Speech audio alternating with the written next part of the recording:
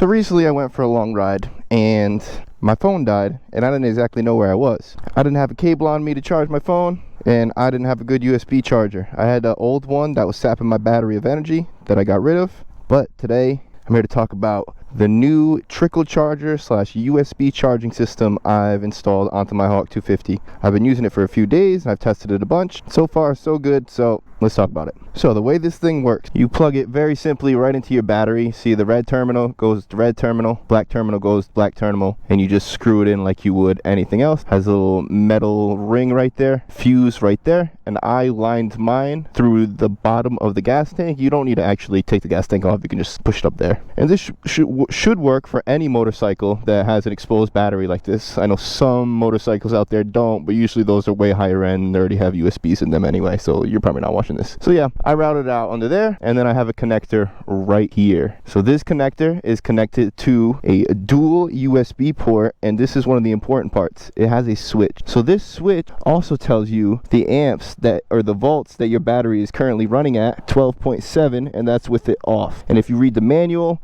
this is another way to test if your battery is good. So that's really cool to have, and it plugs in with another one of those SA connectors. So if I ever get stranded, I have this USB cable. I can just plug it in, flick the charger on, because normally it's going to be off so it doesn't trickle any battery out. That's what was happening to my other one, and there you go, my phone's charging. It's that simple. Super excited. So now let me tell you the other benefit of this, which is kind of the primary reason why this exists, and that's the Trickle charger. So if you guys are in the East Coast and there's a season where you're probably not going to be doing too much riding, or maybe you're just going to put the bike down for a few weeks, you want to have a float or Trickle charger. And what this does is charge your battery very slowly and make sure that it doesn't overcharge itself, so it doesn't die over time. It basically keeps just a tiny bit of current running to your battery. That way it stays topped off and it's ready to go when you want to ride it. And the coolest thing about this connector setup is that if you unplug the USB from the bottom, you can plug the adapter directly in and then plug this into your outlet, and you can store your bike like that. You don't have to lift this panel off every time you want to plug in a Trickle charger, because a lot of Trickle chargers, they just latch right onto the positive and negative. This one uses a connector. So that's really the reason why I wanted to make a video on this. Now let's go ride this thing.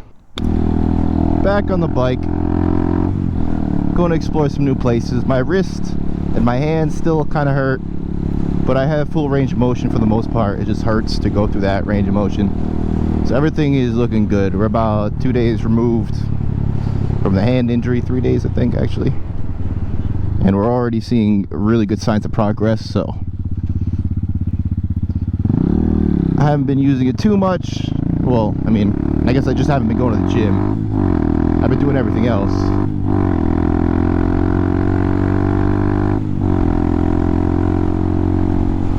I'm becoming more of a tweezer grip user on the throttle, which actually might benefit me long term, because with the tweezer grip I feel very comfortable making minor adjustments, and I'm not holding onto the bars very tightly, which is good.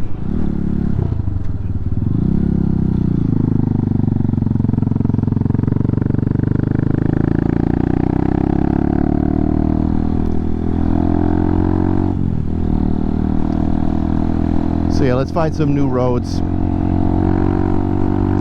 At least some roads I haven't ridden on in a while. We're probably going to go into like Rehoboth, Dartmouth, Taunton area. I don't know, I always drive out into this direction because it's all like woodsy, swirly roads for the most part. Well, not this part, but where I'm going, you'll see.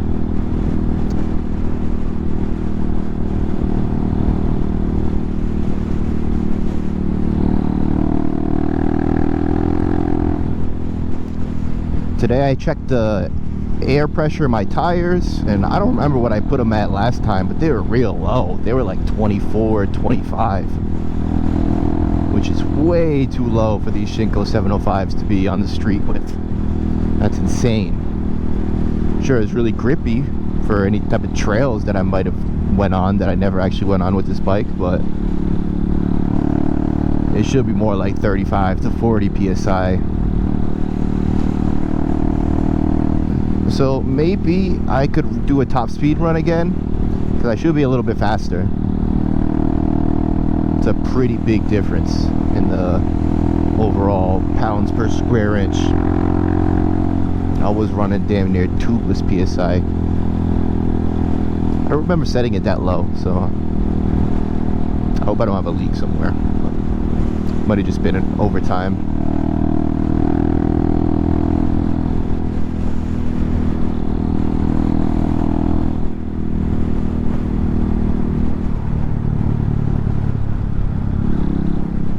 I'll tell you what, automatically, or not automatically, but immediately, I feel a little bit of a difference.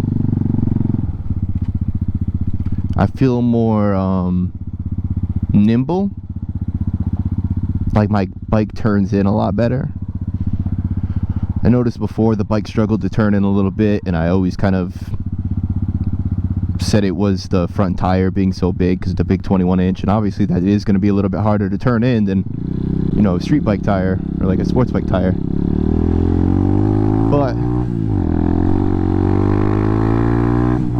I think the tire pressure had a lot to do with it. My front tire must have been deforming so much, which just grips the road. It doesn't really let you lean in the way you want. Now this just feels amazing. Way less vibrations as well. I think I was getting cupping in the front tire. The front tire was at like 24 PSI, I think.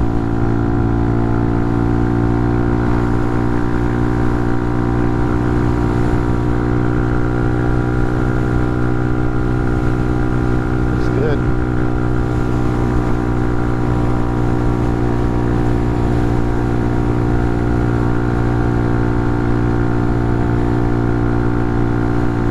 Feels like I'm limited at 7.5K fifth gear. I mean, I am going uphill, so. Woo.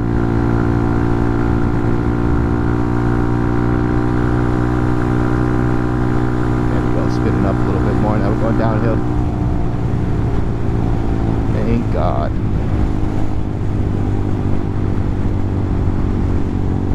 We'll be getting off the freeway soon, guys, don't worry. This is not a hawk's natural habitat.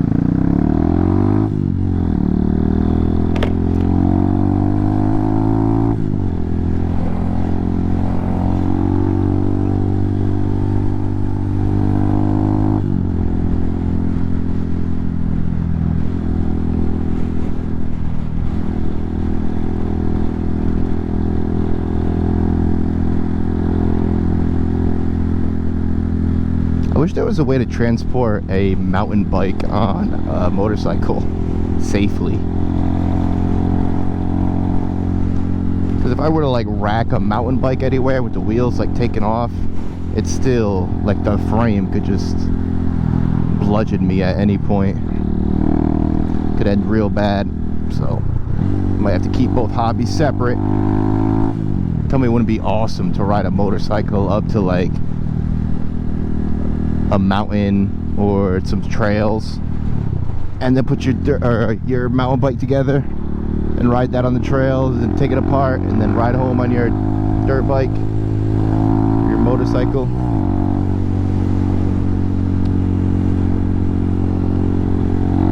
Every time I see all the farms around here, there's so many dirt roads going into them, like, man, I just want to take it right down there.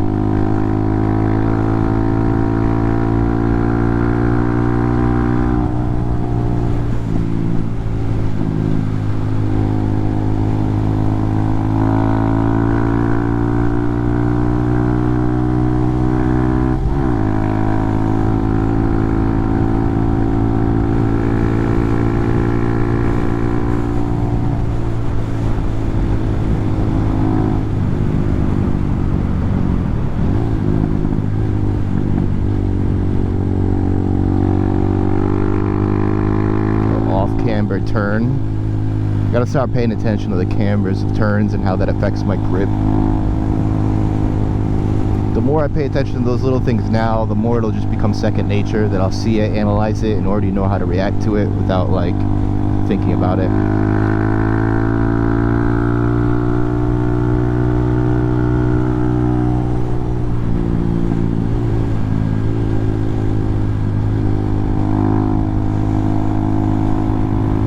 Woo! It is beautiful out right now.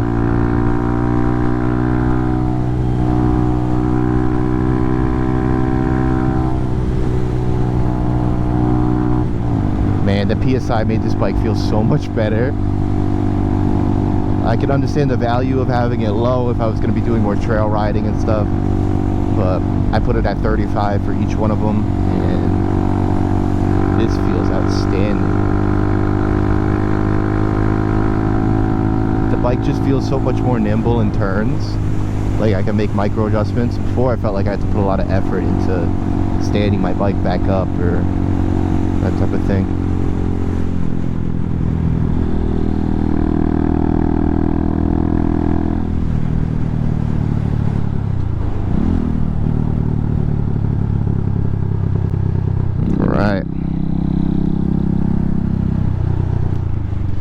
Usually I go left here. Let's try going straight. See what they got for us over there.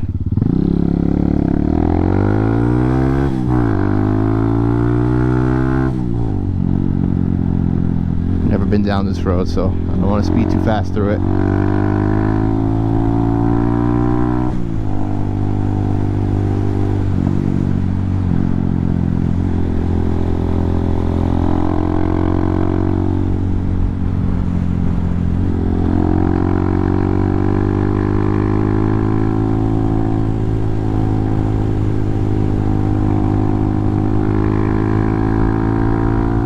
Commented on my comments, said there's a lot of good twisties in Little Compton. I need to head over there, see what they got for me. Maybe that'll be my next Pure Sound ride. Be just riding around Little Compton, scouting places to ride.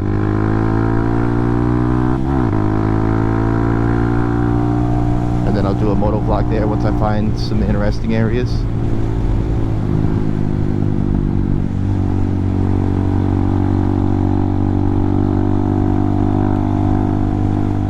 Horsies.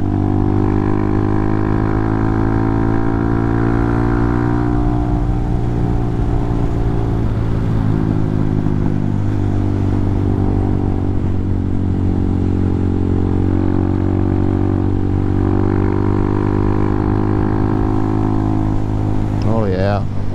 What is that road? Reed Street closed ahead, local traffic only.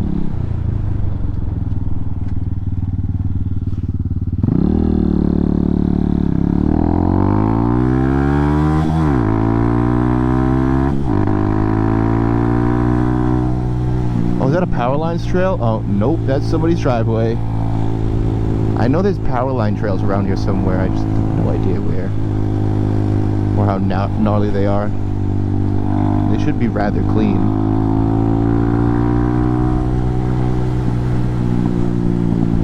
With the stability.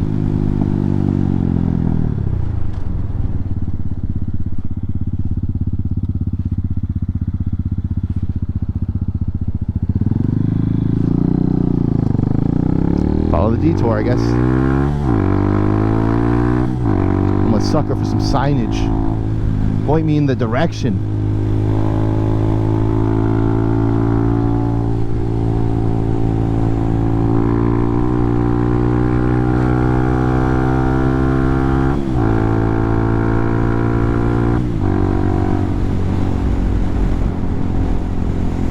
Where's the Y split?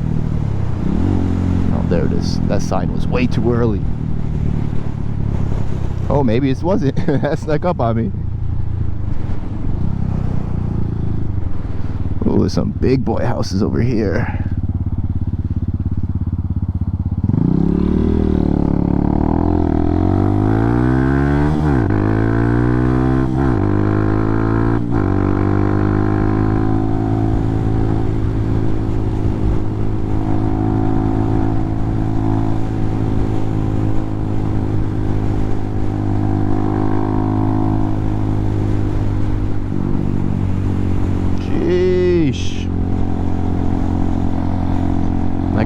pond in his front yard. Oh, that is the town line.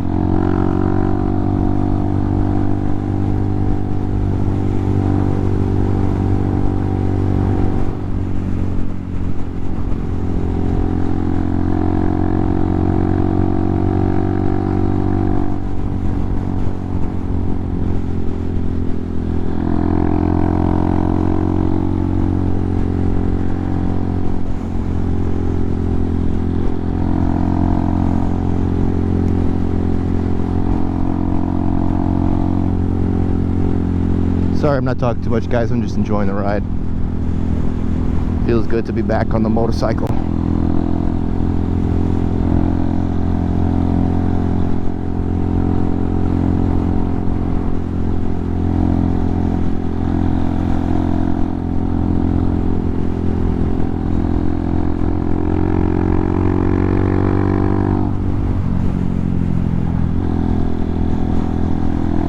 I think my ex used to live over here.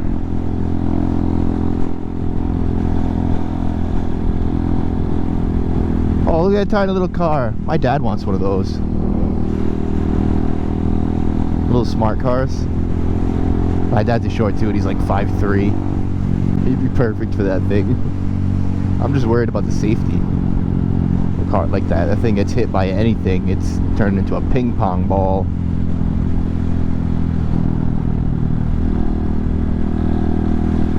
Probably get totaled by a street sign.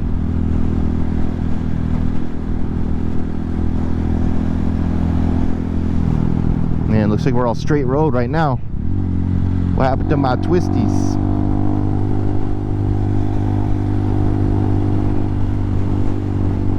Take a left over here.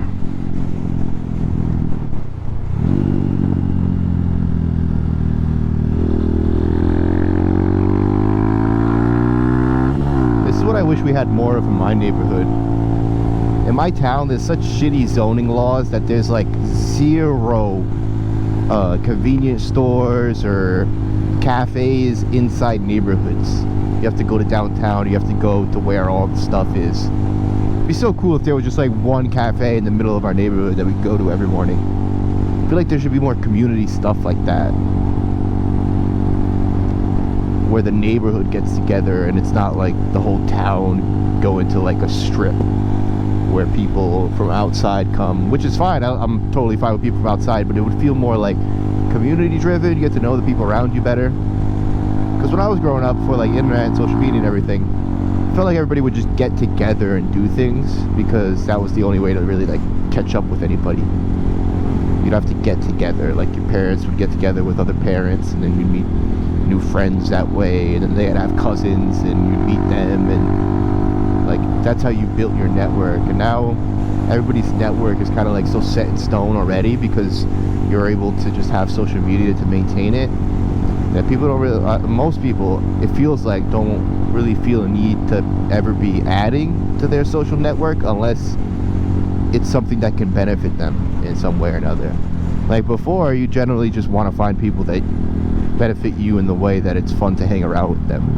But nowadays, it feels like so many more people are more worried about what somebody can do for you or how it looks for them to be hanging out with you, or your potential and where you could go and how you could possibly help them in the future, even if you're not in that position right now.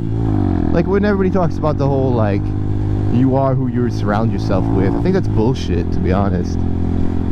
Like what that's really saying is, if you start to elevate your lifestyle to cut off all your friends that haven't elevated to your level or have different goals and different plans, different aspirations, that doesn't make any sense to me. Like, it's such a narrow-minded way of looking at friendships and relationships. I understand building business relationships and the value they can have in those, but that's not where the fun is.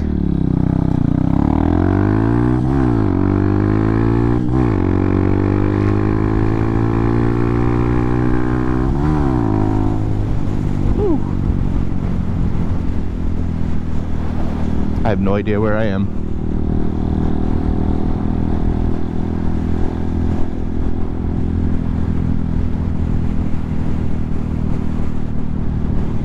want to find a nice little dirt road to go down. Last time I took one of these random rides, my SD card corrupted, and I found a bunch of cool dirt roads that I could never find again. But I upgraded the firmware on my GoPro. I think that's why it was happening. I don't know. We'll find out. I guess if we have all this footage for today's video and you guys are seeing it until I'm talking right now, then it's fine, because typically it would freeze by this point. This looks familiar, but not that familiar. Let's go left.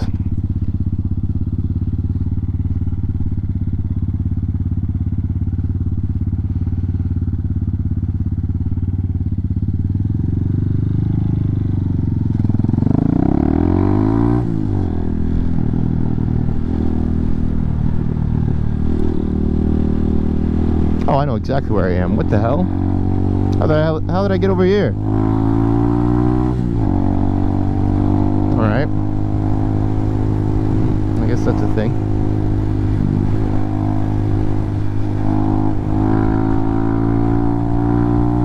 Back on the freeway.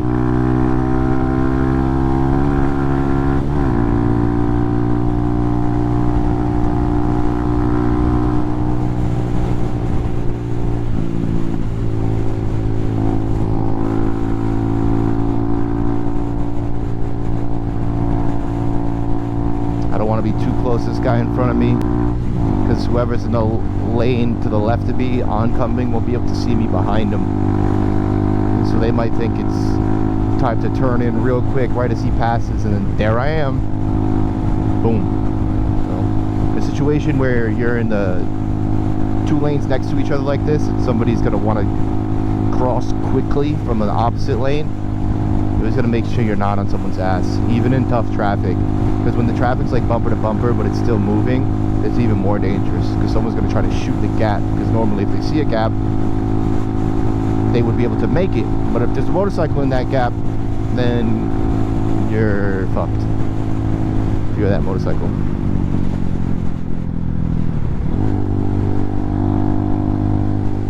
Another thing I try to do is look through the back windshield of trucks like this, so I'm paying attention to the car in front of it.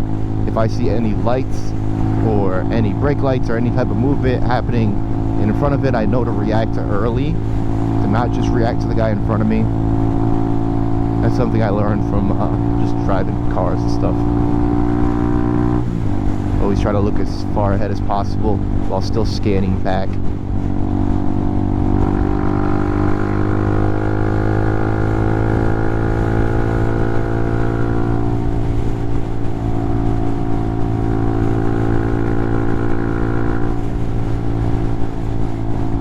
That being said, I have a pretty straight and windy ride home, so I will see you guys in the next one. Hopefully you've been enjoying the videos. I've been enjoying making them. Can't wait to see what we do in the future. I will probably be buying myself a mountain bike and doing a lot of mountain biking next year, next summer, and working my endurance up during this winter, both in the gym and with some street biking. So look forward to that in the future. Links in the description for all my mods, Amazon deals, MotoVlog Setup, anything that you might want to link for, links in the description. Peace out, guys. Stay safe.